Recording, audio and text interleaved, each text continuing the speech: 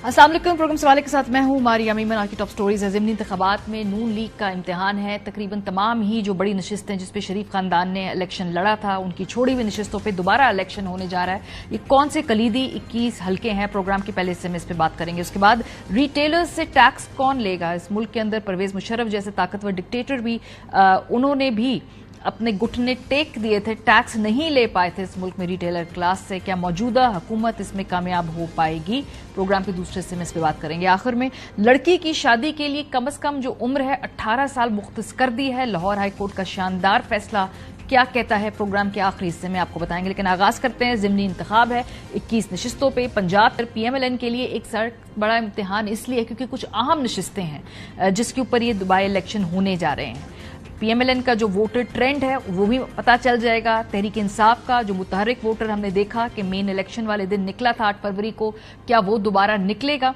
इन ज़िमनी इंतखाबात के नताइज से क्या हम अखज़ कर पाएंगे, ये बहुत सारे ऐसे सवालात हैं जिनका हम कोशिश करेंगे जवाब प्रोग्राम के हिस्से में हासिल करें। लेकिन सबसे पहले वो कौन से हलके हैं जिसके अंदर इलेक्शन होने जा रहा है और ये क्यों इंपॉर्टेंट है और यहाँ पे किन अहम रहनुमाओं ने हिस्सा लिया था, वहां का ट्रेंड क्या था, ये आपके साथ हम शेयर करना चाहते हैं। शरीफ खानदान से शुरू करते हैं क्योंकि उनकी छोड़ी हुई नशिस्तों के ऊपर भी 5 के करीब ये इंतखाब हो रहे हैं।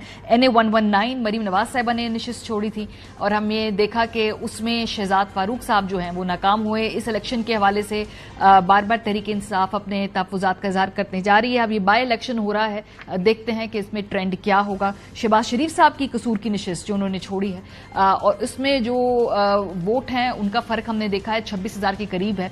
सो ये जो बाई इलेक्शन होता है, देखते हैं कि इसमें क्या आगे ट्रेंड नजर आता है। हमजा शहबाज साहब ने जो नशिस्त छोड़ी थी उसमें फर्क बहुत कम था, 5,000 के करीब है और मुस्तरद शुदा वोट जो है वो भी हम देख रहे हैं कि 2,500 के करीब था। सो ये इस सीट का इलेक्शन जो है वो देखते हैं कि कितना दिलचस्प होता है। शहबाज शरीफ साहब की एक और छोड़ी हुई सीट लाहौर से PP 158, इसमें हमने देखा था जो आज़ाद उम्मीदवार थे तहरीक इंसाफ से इनका ताल्लुक था, तो अब इसमें क्या ट्रेंड नजर आता है हमें ये देखना है। 164 जो PP है इसमें भी शहबाज शरीफ साहब ने अपनी सीट छोड़ी है और सिर्फ तकरीबन 1,180 वोट का फर्क था। इसमें इंटरेस्टिंग बात यह है कि मुस्तरद शुदा जो वोट है वो भी तकरीबन 1,752 है। सो इस पे क्या ट्रेंड होगा। इसके अलावा KP के अंदर भी बड़े आम मुकाबले हैं। गंडापुर साहब की नशिस्त छोड़ी हुई है, मौलाना फजल रहमान साहब वहां से हार गए थे। इस मरतबा देखते हैं कि ये नशिस्त तहरीक इंसाफ इसको बरकरार रख पाती है या नहीं। यूसुफ रजा गिलानी साहब की नशिस्त बड़ी इंटरेस्टिंग थी। तैमूर मलिक साहब जो हैं वो गए हुए ट्रिब्यूनल में, उन्होंने पहले ही इसको चैलेंज किया हुआ था क्योंकि जो मुस्तरद शुदा वोट है वो 12,656 है और वोटों का फर्क सिर्फ और सिर्फ 293 था। सो इस मर्तबा के वोटिंग ट्रेंड क्या होंगे, तहरीक इंसाफ वोटर निकाल पाएगी, क्या ये रिजल्ट पलटेगा। ये बड़ा ही मुतनाज़ रिजल्टों में से एक रिजल्ट था। NA 196 बिलावल भुट्टो जरदारी साहब की छोड़ी हुई सीट, उसके ऊपर भी इलेक्शन होने जा रहा है। इसके अलावा जो मुख्तलिफ नशिस्तें हम देख रहे हैं, सरदार गुलाम अब्बास साहब नून लीग की, ये चकवाल के अंदर इलेक्शन होगा, ये देखते हैं क्योंकि इसके बारे में मुतनाज़ा जो इतलात थी कि भाई ये पूरी के पूरे इलेक्शन जो है इसके ऊपर सवालात उठाए जा रहे थे। अब इस इलेक्शन में देखते हैं कि क्या ट्रेंड है। चौधरी सालिक हुसैन साहब जो नशिस्त जीते थे गुजरात से, परवेज लाई साहब हार गए थे। तो अब जो ये इलेक्शन है इसमें देखते हैं कि आगे क्या होगा, ये किसके हक में जाएगा इलेक्शन। क्या दोबारा काफ लीग मैनेज कर लेगी। एहसन इकबाल साहब की छोड़ी हुई सीट है जी, उसमें भी वोटों का फर्क काफी कम था मुस्तरद शुदा वोटों के मुकाबले में। सो देखते हैं कि इस मरतबा ये वेव में PMLN ये अपनी सीट रिटेन कर पाएगी क्या नहीं। राना तनवीर हुसैन साहब का हल्का है, अब्दुल अलीम खान साहब का अपना हल्का है जिसमें उन्होंने PP 149 की सीट छोड़ी है और इसमें भी जी वोटों का और मुस्तरद शुदा वोटों का फर्क फ्रीकिंगली क्लोज है, बहुत ज्यादा क्लोज है। तो ये नशिस्त जो है ये किस तरफ जाएगी, ये मामला। अख्तर मिंगल साहब जो हैं वो अपनी नशिस्त जो छोड़ी है उस पे बाई इलेक्शन होने जा रहा है। सो ये कुछ इंटरेस्टिंग बड़े मुकाबले हैं जिसके ऊपर हमने आपकी तवज्जो दिलाएं और ये जो वेव होगी अब देखना ये कि क्या ये 8 मई और 9 मई के कुछ جیسی ہی ہوگی. فارم 45 فارم 47 کا دوبارہ بحث تو نہیں شروع ہوگی. اس دوران اگر ہم بات کریں تو جو ووٹ بینک ہے اس سوال سے بار بار سوالات اٹھتے ہیں, اس کو ہم ڈسکس کریں گے, لیکن پہلے اپنے مہمانوں کا ہم تعارف کرا دیں. اطہر کاظمی صاحب ہمارے ساتھ موجود ہیں, مزمل سہروردی صاحب ہمارے ساتھ موجود ہیں. سب سے پہلے تو کل کا بائی الیکشن ہے, اس کے اوپر کوئکلی اطہر اگر میں آپ کو اوپینین لوں, کیا آپ کو لگتا ہے کہ بائی الیکشن کے اندر یوزلی ووٹر ٹرن آؤٹ کم ہوتا ہے, گہما گہمی نظر آ رہی ہے, لگ رہا ہے کہ ووٹر جس طرح 8 فروری کو نکلا تھا یہ نکلے گا؟ ایک تو مجھے پھر تو یہ حیرت ہو رہی ہے 21 حلقے ہیں, انٹرنیٹ پھر بند کرنے کی تجویز دے دی حکومت نے, یہ بھی ایک مذاق ہے ویسے کہ 21 حلقوں کے اندر بھی آپ جو ہیں کنٹین نہیں کر سکتے جو ریزلٹس ان کو. لیکن بہرحال کیا لگ رہا ہے, گہما گہمی نظر آ رہی ہے, لوگ ووٹ شوٹ دینے جا رہے ہیں؟ یہ بڑا امپورٹنٹ پوائنٹ جو آپ نے اٹھایا کہ کل اگین موبائل سروس اور انٹرنیٹ بند کرنے کی باتیں ہو رہی ہیں. ہمارے ہمسائے میں 97 کروڑ ووٹر الیکشنز ڈال رہے ہیں, تو کتنے شہروں میں انہوں نے موبائل سروس بند کی ہے, کتنے شہروں میں انہوں نے انٹرنیٹ سروس بند کی ہے, وہ ہمارے سامنے ہے. تو یہ لمحہ فکری ہے ہمارے لیے. اگر یہ ہماری حالت ہے کہ ہم بائی الیکشنز بھی موبائل سروس اور انٹرنیٹ سروس بند کرنے کیے بغیر نہیں کر سکتے, تو سنجیدہ کوشچنز ہیں سارے عمل کے.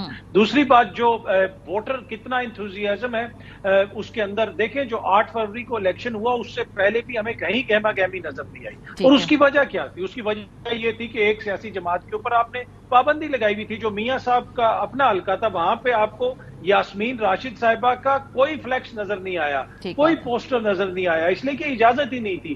عالیہ حمزہ ملک صاحبہ کے جو ہسبینڈ ہیں وہ ان کو کہیں پہ آفس نہیں کھولنے دیا جاتا تھا, انہوں نے بھی جیل کے اندر سے الیکشن لڑا, اور حمزہ شہباز شریف کے خلاف الیکشن لڑا اور 5000 کے ووٹ سے وہ ہاری. تو یہ اس وقت بھی ہمیں یہی نظر آیا کہ ووٹر کو باہر نکلنے کی اجازت ہی نہیں تھی, اور پھر ووٹر نے اس کا بدلہ لیا الیکشن ڈے والے دن باہر نکل کے. اور حالیہ دنوں میں بھی آپ دیکھ سکتے ہیں کہ پنجاب کے اندر حالت یہ ہے کہ کہیں پہ آپ کو جلسے کی اجازت نہیں مل رہی. کل پھر آپ نے دیکھا کہ جس طریقے سے قصور میں لوگ باہر نکلے, اب ایک چھوٹا سا شہر ہے قصور, کوئی بہت بڑا شہر نہیں ہے. شہباز شریف صاحب نے غالباً وہاں سے اپنی نشست جو ہے وہ خالی کی ہے, تو میرے خیال میں ووٹر تو نکلے گا. اور اس کی بنیادی وجہ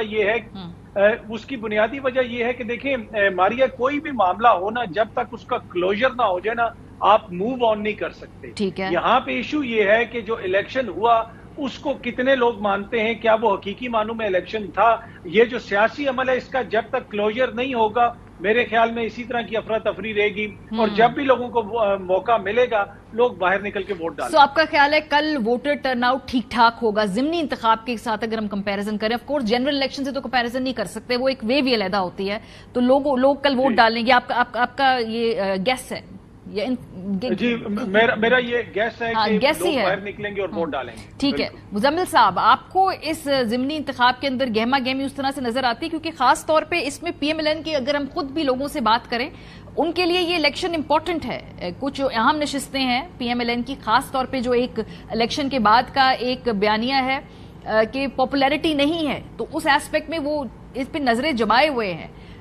آپ کو لگ رہا ہے کہ پی ایم ایل این کا ووٹر اتنا موٹیویٹڈ ہے کہ کل کے الیکشن کے اندر وہ باقاعدہ ووٹ ڈالے گا؟ کیا وہ والا جذبہ نظر آ رہا ہے آپ کو؟ لیکن ضمنی الیکشن میں عام انتخابات جیسا تو جذبہ نہیں ہو سکتا, اور وہ ماحول بھی نہیں ہوتا ہے. لیکن میں آپ کو ذرا پیچھے 2018 میں لے کے جانا چاہتا ہوں کہ عمران خان صاحب نے لاہور سے سیٹ چھوڑی, وہ سیٹ دوبارہ خواجہ سعد رفیق جیت گئے, پی ایم ایل این نے جیت لی. اب آپ کیا کہیں گے کہ عمران خان نے 2018 میں وہ سیٹ جعلی جیتی تھی جو سعد رفیق نے ضمنی میں جیت لی. فواد چوہی صاحب نے جو ایم پی اے کی سیٹ چھوڑی تھی وہ مسلم لیگ نون نے جیت لی تھی ضمنی انتخابات میں فوراً بعد میں, تو کیا فواد چوہی صاحب نے بھی اس وقت جعلی جیتی تھی؟ تو ضمنی انتخابات یہ ضروری نہیں ہے. پہلی بات میں جو پوائنٹ اسٹیبلش کرنا چاہتا ہوں کہ جو سیٹ آپ نے عام انتخابات میں جیتی ہے وہ آپ ضمنی میں بھی جیت جائیں گے, کیونکہ 2018 2013 2008 کی مثالیں ہمارے سامنے ہیں کہ اگر آپ نے کوئی سیٹ جیتی ہے اور اس کی جگہ آپ نے دوسرا کینڈیڈیٹ دیا ہے تو یہ ضروری نہیں کہ پہلے کینڈیڈیٹ کو جو ووٹ ڈلا ہے اتنا ہی, کیونکہ جو ووٹ عمران خان کو ڈلا پھر عمران خان نے اس پہ جب آگے امیدوار کھڑا کیا ہمایوں اختر خان, تو ہمایوں اختر خان کو تو وہ ووٹ نہیں ڈلا جو عمران خان کو ڈلا. یا عمران خان 2018 میں آر ٹی ایس کی وجہ سے جعلی جیتے اور ضمنی میں آر ٹی ایس نہیں چل سکا تھا.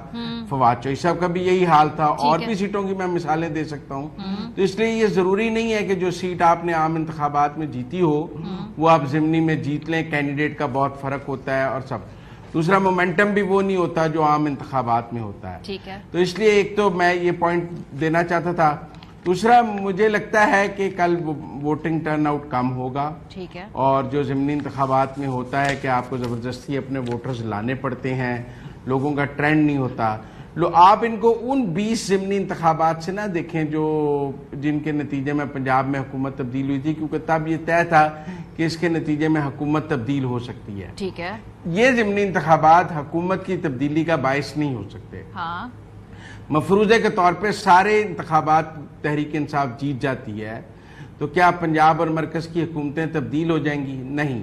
वो इतनी कंफर्टेबल पोजीशन में है कि ये सारे जीत भी जाएं तो उन हुकूमतों को, ना पंजाब की हुकूमत को कोई फ़र्क पड़ता है, ना मरकज़ की हुकूमत को कोई फ़र्क पड़ता है। ठीक है, और ये बात वोटर को समझ होती है कि इन वोटों से कोई हुकूमत बदलने वाली नहीं है, ना हुकूमत बनने वाली है, लिहाजा मोमेंटम वो नहीं हो सकता। ये ज़िमनी इंतखाबात हैं और इनके नताइज कुछ भी आ सकते हैं। ठीक है, मैंने आपको माजी के ये आपने जो मुझे बताया, ठीक है, लेकिन इस खास तौर पे इलेक्शन के हवाले से ये जो पीएमएलएन की पंजाब के अंदर पॉपुलैरिटी के बारे में जो सवालात खुद उनकी अपनी क़यादत उठाती है, मैं सुनवा देती हूं, उसके बाद मैं आपसे इसके मौक़िफ़ लूंगी मुज़म्मिल साहब, क्योंकि जब पीएमएलएन वालों से हम बात करें तो वो इस इलेक्शन के नताइज के ऊपर बहुत कुछ इन्हिसार कर रहे हैं।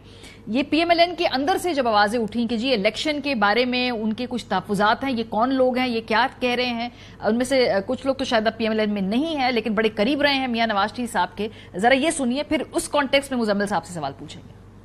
शरीफ साहब जीते हुए हैं कि हारे हुए हैं?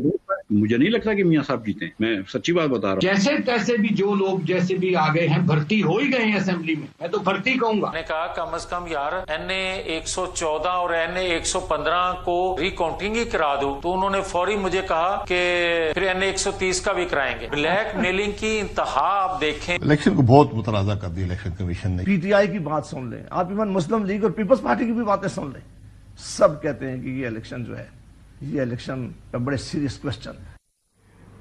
और आज तो मौलाना फजल रहमान साहब ने भी ये कह दिया है कि ये असेंबलियां जो हैं बलूचिस्तान की खास तौर पे कोई 60-70 अरब की वो बात कर रहे थे। सो अतर साहब, ये बात ठीक है मुज़म्मिल साहब की कि ज़िमनी इंतखाबात जो होते हैं ज़रूरी नहीं कि उनके नताइज वैसे आए जैसे कि जनरल इलेक्शंस के अंदर। हमने देखा है अक्सर हुकूमतें ज़िमनी इंतखाबात हारती भी हैं, इनकम्बेंसी का इतना ज्यादा बोझ होता है, ऑपोजिशन जीत भी जाती है। लेकिन इस इलेक्शन में क्या ये जो गुज़श्ता 1.5-2 महीने से हम ये बहस सुन रहे हैं, क्या ये उसको सेटल कर देगी? इसके जो रिजल्ट्स आएंगे, फॉर एग्जाम्पल अगर पीएमएलएन इसमें वाज़े तरीके से बहुत सीटों के ऊपर जीत जाती है तो फिर वो जो बयानिया है कि हम पॉपुलर है पीटीआई का, उसको ठेस पहुंचेगी। अगर नहीं हारते तो फिर पीटीआई का बयानिया मजबूत होगा कि जी पहले वाले जो इलेक्शंस थे उनके बारे में हम कह ही रहे थे। तो देखिए, तो ज़िमनी इंतखाब के अंदर भी एक नतीजा सामने आ गया।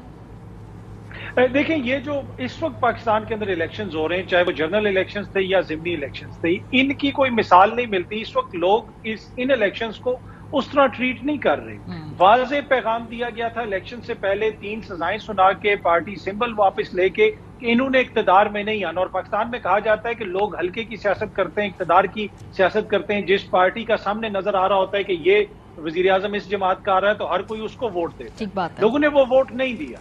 इसको समझने की जरूरत है कि लोगों ने वो वोट क्यों नहीं दिया। इसलिए कि लोगों ने प्रोटेस्ट वोट डाला, आपने सियासी एक्टिविटी कर्टेल की, आपने लोगों के राइट्स के ऊपर इंक्रोच किया, उनको किसी किस्म की सियासी सरगर्मी नहीं करने दी और उसका एक रद्द अमल आया। और ये जो ज़िमनी इंतखाबात हैं, इसमें भी आप उसका रद्द अमल देखेंगे। इसलिए कि पंजाब के अंदर इस वक्त आप ना कोई जलसा कर सकते हैं, ना जुलूस कर सकते हैं, आपके ऊपर पर्चे हो जाते हैं, आपके खिलाफ कार्रवाई होती है। जीपीओ चौक पे हमने देखा कि वो एक छोटी सी कोई रैली निकालने की कोशिश की गई, तो किस तरीके से पंजाब पुलिस ने उनके साथ सलूक किया।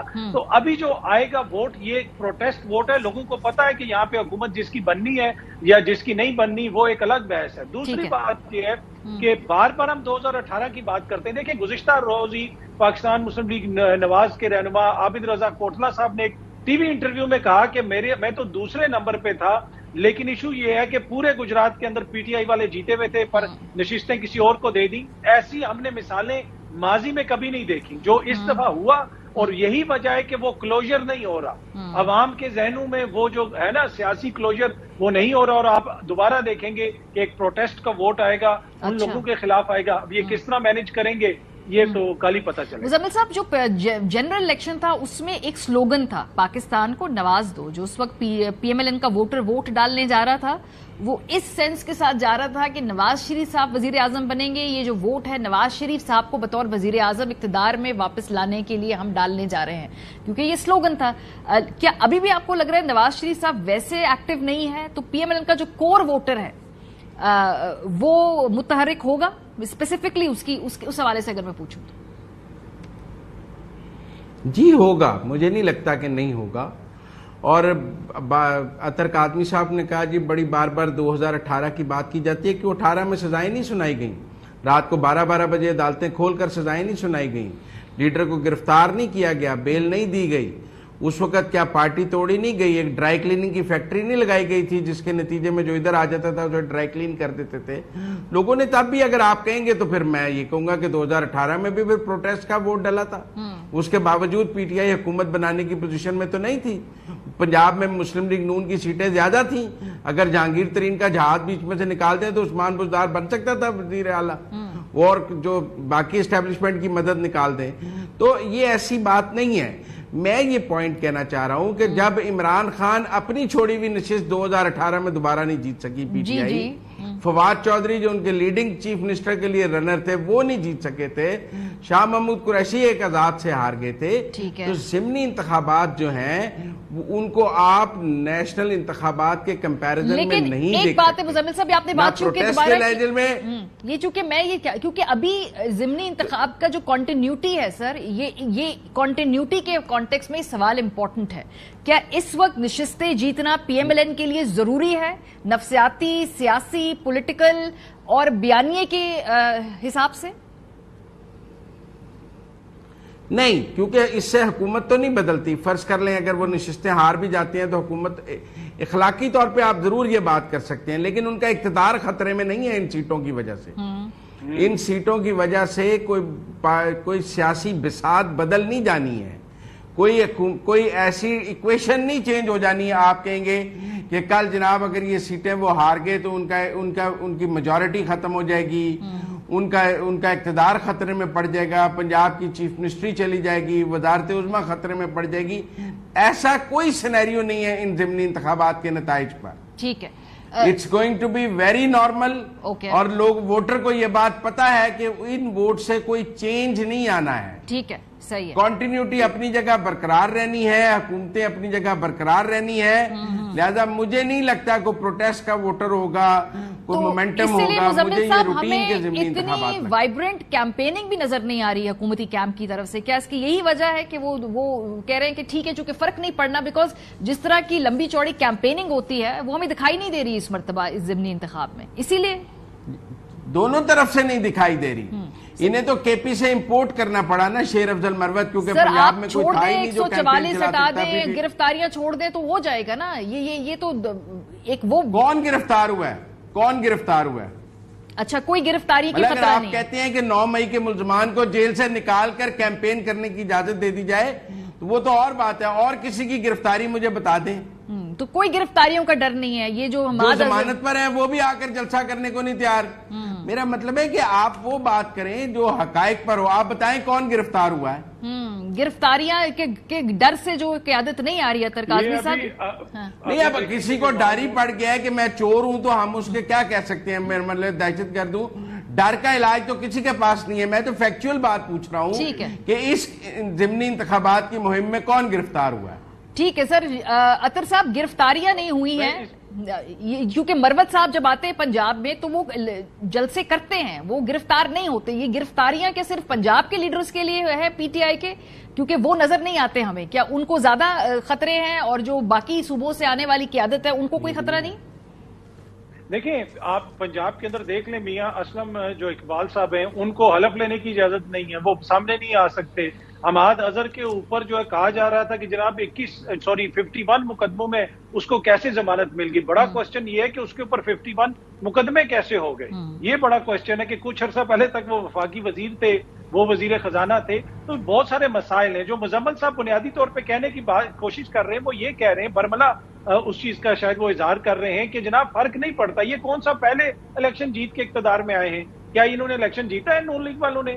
انہوں نے تو تاریخ کی بدترین ان کو شکست ہوئی ہے. لاہور جیسے شہر کے اندر جو ان کی حالت ہے وہ سب کے سامنے ہے. الیکشن تو یہ نہیں جیتے, الیکشن تو وہ جماعت جیتی جس کے پاس سمبل ہی نہیں تھا. تو ابھی بھی ان کو کوئی فرق نہیں پڑتا. جب آپ نے عوام کے ووٹوں سے آنا ہو تو تب آپ کو فرق پڑتا ہے کہ آپ نے عوام کا ووٹ لے کے آنا ہے. اس وقت تو جو پوزیشن ہے وہ سب کے سامنے, اور یہ جماعت کے اندر سے لوگ کہہ رہے ہیں, اور مزمل صاحب تو بضد ہیں کہ وہ تو نہیں مان رہے, لیکن جماعت کے اندر سے ان کی اپنی لیڈرشپ یہ کہہ رہی ہے کہ ہم ہارے ہوئے ہیں اور ہمارے ساتھ جو ہے یہ ہوا وہ ہوا, بہت ساری باتیں ہو رہی ہیں. لیکن میرے خیال میں جو کچھ ہوا پنجاب کے اندر, اور جو پنجاب کی حکومت کا کردار, اور اس سے پہلے نگران حکومت کا جو پنجاب کے اندر کردار ہے, میرے خیال میں انگریز کے زمانے میں بھی ایسا جبر ہم نے نہیں دیکھا, سیاسی جبر جس طرح کا جبر ان 2 سالوں کے دوران, اور اس کی کنٹینیوٹی ہم دیکھ رہے ہیں کہ پنجاب جیسا متحرک شہر, متحرک صوبہ سیاسی طور پر, وہاں پہ جلسوں کی اجازت نہیں تھی, جلوسوں کی اجازت نہیں تھی.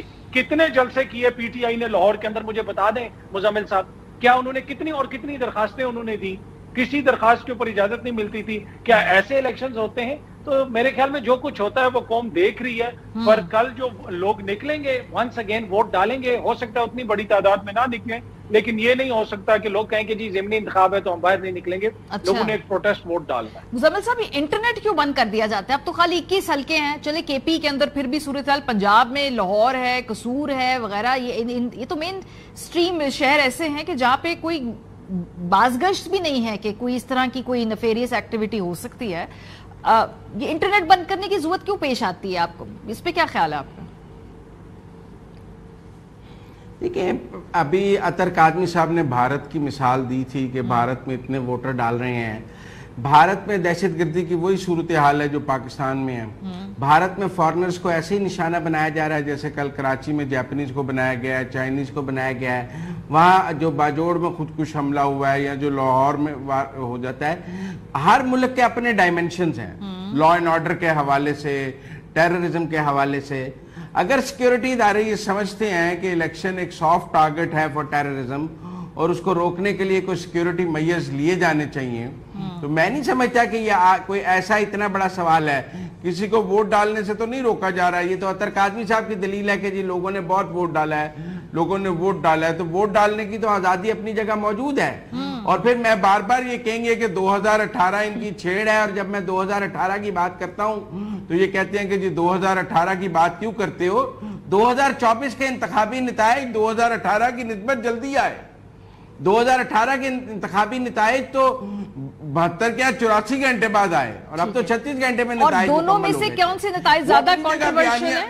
18 اور 24 میں سے دونوں زیادہ میں زیادہ کنٹروورشل کون سے؟ کنٹروورشل تو میرا مطلب ہے عطر کاظمی جیسے ہمارے دوست جس چیز کو مرضی کنٹروورشل بنا لیں, اس سے کوئی حقیقت تو نہیں بدل جاتی. وہاں تو 4 سال ڈپٹی اسپیکر قومی اسمبلی کا اسٹے پہ رہ گیا, اور جب اس کو اسٹے ملتا تھا تو پی ٹی آئی والے ٹویٹ کرتے تھے نصر من اللہ والفتح قریب. مزمل صاحب 2018 اور 24 میں سے زیادہ شفاف انتخابات کون سے تھے؟ 18 کے تو نہیں شفاف تھے. مجھے لگتا ہے انتخاب نتائج جلدی 24 کے آئے ہیں, تو یہ کمپیریٹیو انالیسس میں تو جہاں نتائج جلدی آئے ہیں وہ شفاف ہوگا, کیونکہ ہمارے دوستوں کے نزدیک تو نتائج تاخیر کے آنا ہی دھاندلی کی نشانی ہے.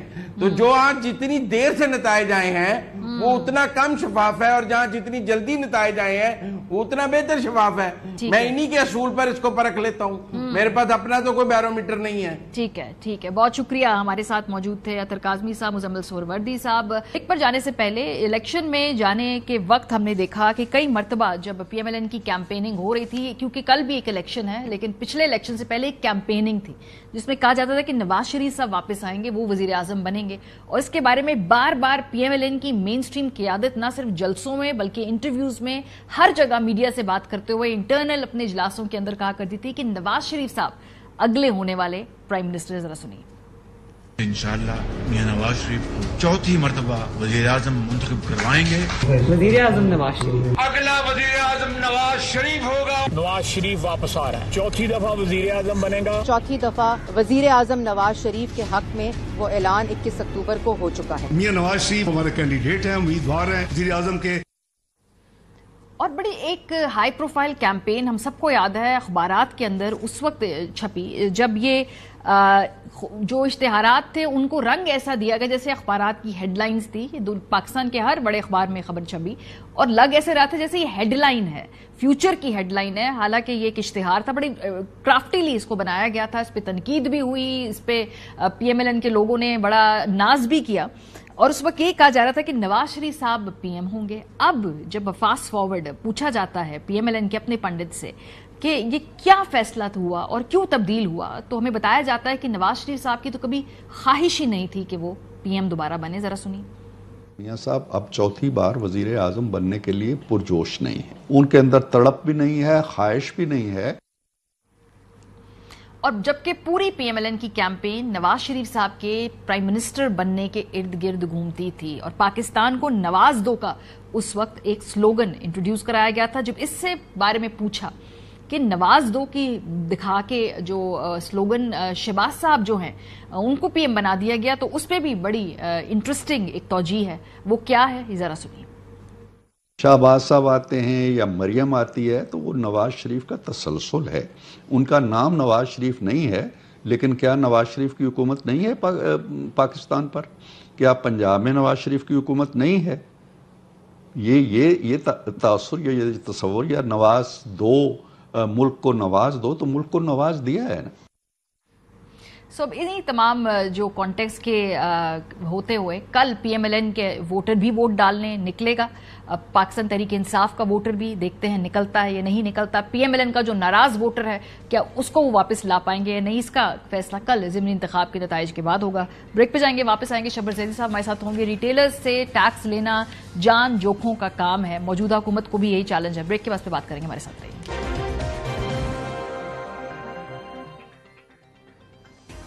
ویلکم بیک جی. پاکستان میں اب بچے کو پتا ہے کہ اگر اس معیشت کو آگے سسٹین کرنا ہے تو اس ملک کے شہریوں کو ٹیکس دینا ہوگا. خاص طور پہ اس ملک کا جو ریٹیل سے تعلق رکھنے والا طبقہ ہے وہ ٹیکس نہیں دیتا, اسے ہر حال میں ٹیکس کے نیٹ میں لانا ہوگا.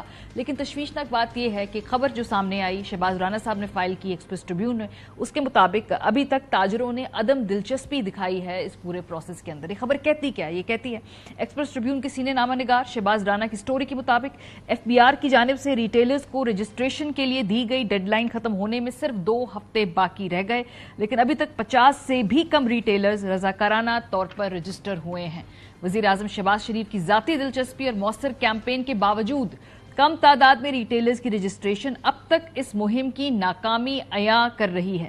تاجروں کی رجسٹریشن سکیم کو شہباز شریف حکومت کے سیاسی عزم کے طور پر دیکھا جا رہا ہے, تاہم اس میں ناکامی کا سارا ملبہ تنخواہ دار طبقے پر گرے گا. ایف بی آر کے مطابق ریٹیلرز کی رضاکارانہ رجسٹریشن مہم کی ناکامی پر ایف بی آر کی جانب سے زبردستی رجسٹریشن کی جائے گی. ریٹیلرز کو ٹیکس نیٹ میں لانے کی پہلی کوشش مشرف کے مارشل لاء میں ہوئی تھی, جس میں حکومت کو ناکامی ہوئی تھی. ایک اندازے کے مطابق پاکستان میں 37 لاکھ ریٹیلرز ہیں, جن میں سے 3 لاکھ سے بھی کم رجسٹرڈ ہیں. ذرائع ایف بی آر کے مطابق ٹیکس نیٹ کو بڑھانے کے لیے توجہ دی جا رہی ہے, لیکن اس کے باوجود ایف بی آر کے پاس اتنا عملہ نہیں کہ وہ ٹیکس چوروں کا پیچھا کر سکے, ان سے ٹیکس وصول کر سکے.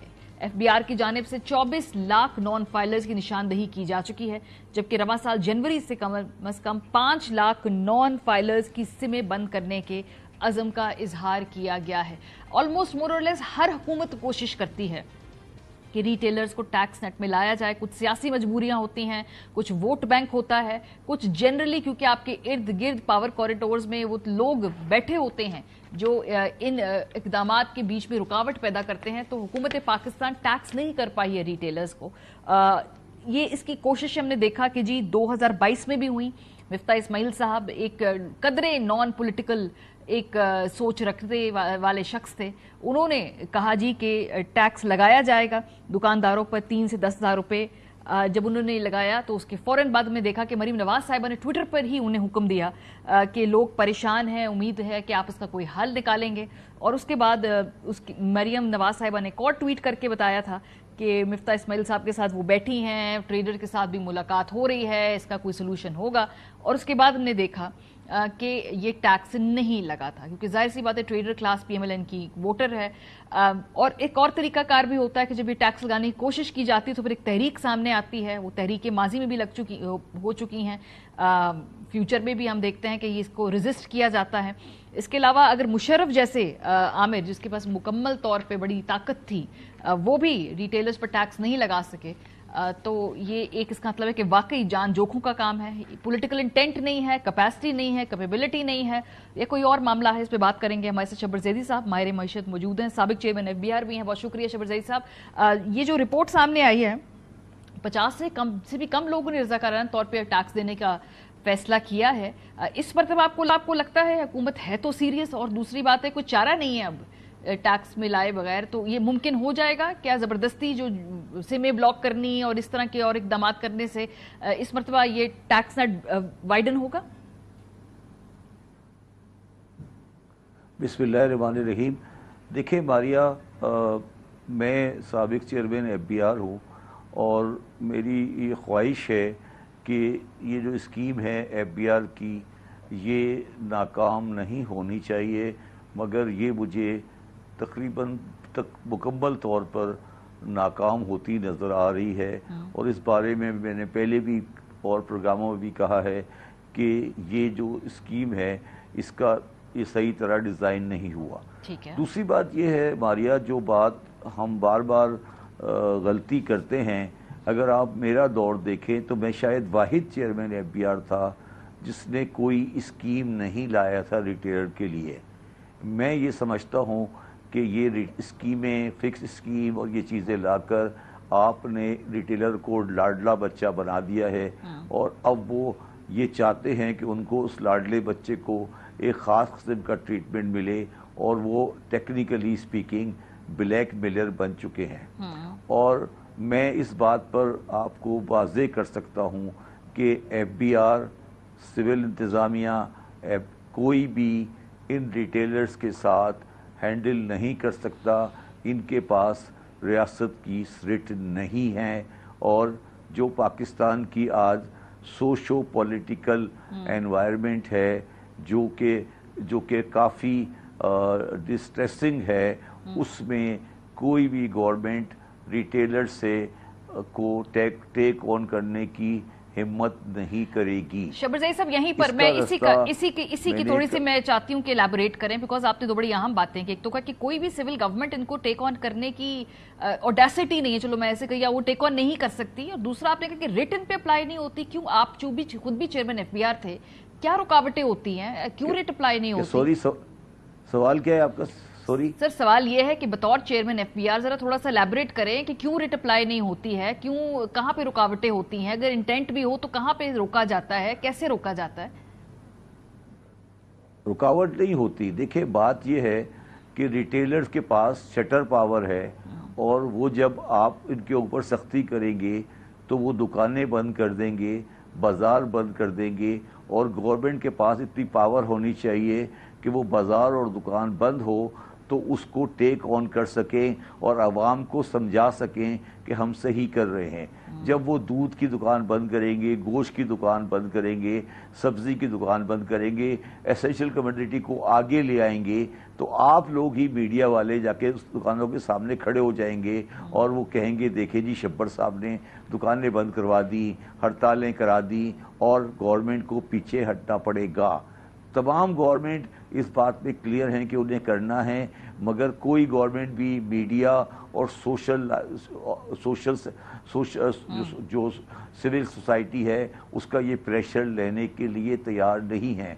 मैं दोबारा वापस इस बात पर आता हूँ कि मैं वाहिद चेयरमैन FBR था जिसने कोई स्कीम नहीं ली, और मैं वाहिद चेयरमैन FBR था जिससे बाकायदा टेक ऑन हुआ FBR का। मेरे लड़ाई झगड़े हुए उनके साथ, तल्ख कलामी हुई, तकरीबन सिंध हाई कोर्ट के, सिंध गवर्नर हाउस के कमरे में मार पीट हुई मेरे साथ, क्योंकि ये लोग सीधी ज़बान सुनने के आदी नहीं हैं, वो बिगड़ चुके हैं, वो आपको किसी भी हाल में अपने सिस्टम में नहीं आने देंगे। ये मारपीट वाली बात क्या है? थोड़ा सा मुझे थोड़ा सा मैं जानना चाहिए, मारपीट वाला क्या मामला था? आप जो कह रहे हैं कि सख्त ज़बान हुई, ये क्या था? क्या ये मार्केट वाला मामला ये था कि जब मैंने सिंध गवर्नर हाउस के अंदर जब इमरान खान के साथ में आया और सिंध गवर्नर हाउस के अंदर चैम्बर और मार्केट वालों से मेरी मीटिंग हुई, तो मुझे इमरान खान साहब ने कहा کہ آپ ان سے دوسرے والے کمرے میں جا بات کر لیں. تو جب ان سے میں نے بات کرنی شروع کی اور میں نے کہا میں آپ کی یہ مطالبات نہیں مانتا, تو اس میں سے کچھ لوگ آئے اور انہوں نے فزیکلی میرے اوپر حملہ کیا, اور پھر میرے جو ساتھ بیٹھے ہوئے تھے میرے ساتھی جو لوگ تھے انہوں نے بچایا, اور انہوں نے بچا کر گورنر ہاؤس سندھ میں مجھے وہ ان کی مار پیٹ سے بجاتے ہوئے باہر لے کے گئے. پھر اس کے بعد کوئی قانونی کارروائی نہیں کی سر آپ نے؟ یہ تو بڑا سنگین معاملہ ہے, مطلب یہ تو فزیکل وائلنس کی بات. نہیں, قانونی کارروائی کیا, میں ان بدتمیز آدمیوں سے کیا قانونی کارروائی کروں گا؟ مطلب میں کیا قانونی کارروائی کروں گا؟ مجھے وہ شکلیں یاد ہیں جنہوں نے جو میری طرف آگے بڑھے تھے, مجھے وہ شکل آج بھی یاد ہے 2-3 آدمیوں کی, اور کبھی مجھے زندگی میں موقع ملا تو میں ان کے نام بھی بتا دوں گا آپ کو, اور ان کی شکل بھی مجھے یاد ہے تو وہ میں بتا دوں گا آپ کو, کسی وقت کوئی مسئلہ نہیں ہے. مگر وہ میرے لیے کوئی اہمیت نہیں تھی. میں صرف آپ کو یہ بتا رہا ہوں کہ یہ اب شرافت کے عادی نہیں ہے یہ آپ کہ تاجر برادری, اسٹیک ہولڈر, یہ ہو گیا وہ ہو گیا. اچھا, اس میں بات سمجھنے کی آپ لوگ ایک بات نہیں سمجھتے. دیکھیں, آپ یہ سمجھنے کی کوشش کریں کہ یہ وہی بازار ہیں جس میں اسمگل گڈز بکتی ہیں, یہ وہی بازار ہیں جہاں ایرانی پیٹرول بکتا ہے, یہ وہی بازار ہیں جہاں ہیروئن بکتی ہے, یہ وہی بازار ہیں جہاں جعلی ادویات بکتی ہے, یہ وہی بازار ہیں جہاں افغان ٹرانزٹ ٹریڈ کا کپڑا بکتا ہے, یہ وہی بازار ہیں جہاں پہ حوالے کا کام ہوتا ہے. تو باریہ وہ ریٹیلر کا ٹیکس دینے نہیں دینے کے لیے تو ایگری یا نہیں ایگری ہیں. وہ اگر یہ بازاروں کے اندر ہم چلے گئے اور گورنمنٹ کی ریٹ قائم کر دی تو یہ تو سارا دھندا ہی کا ختم ہو جائے گا, یہ تو پاکستان ٹھیک ہو جائے گا.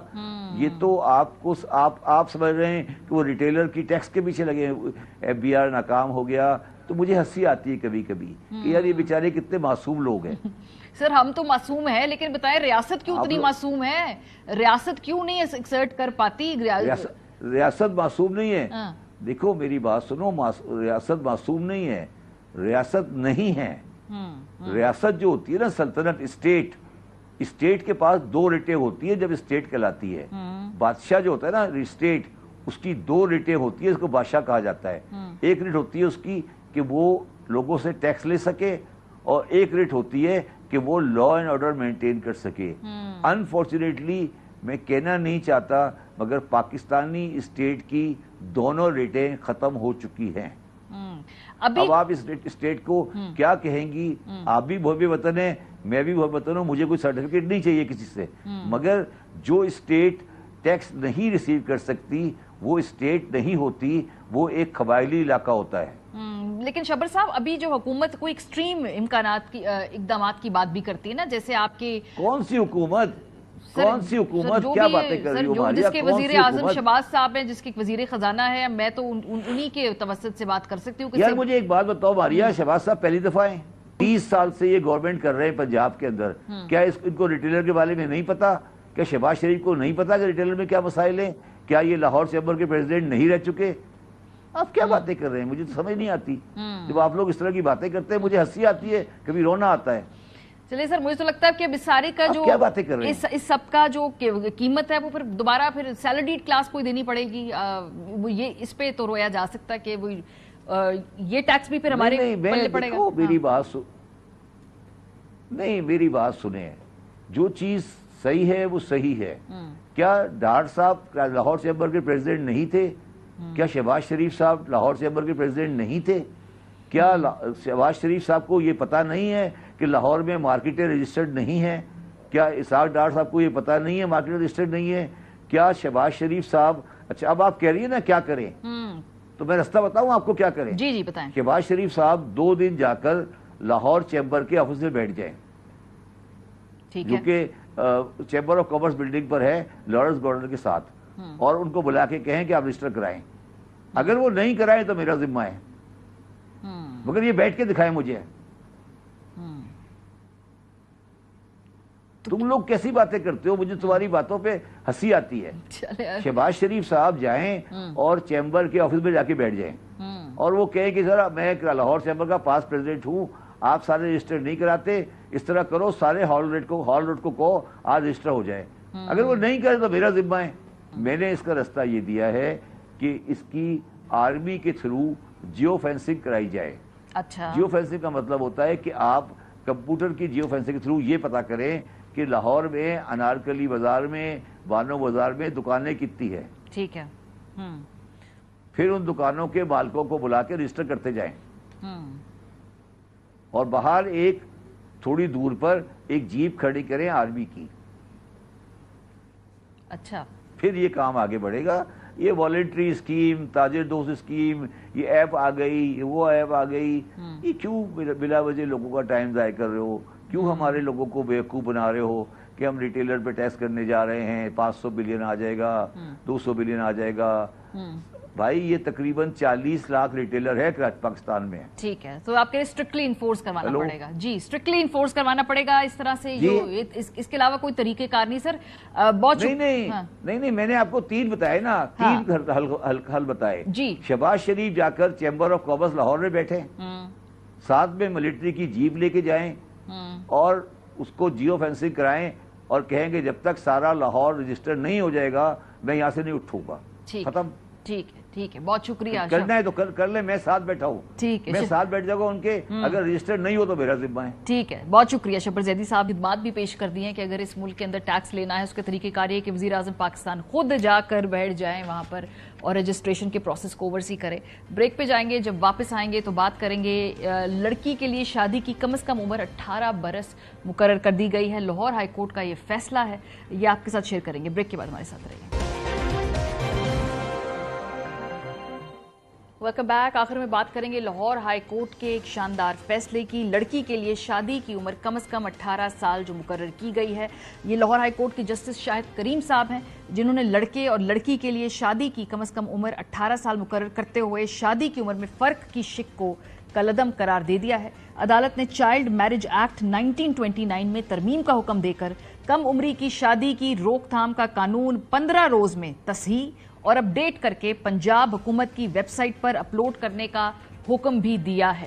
عدالت نے اپنے فیصلے میں قرار دیا ہے کہ سماجی اور جسمانی عوامل کی بنیاد پر چائلڈ میرج کے خلاف مؤثر اقدامات اٹھانے کی ضرورت ہے.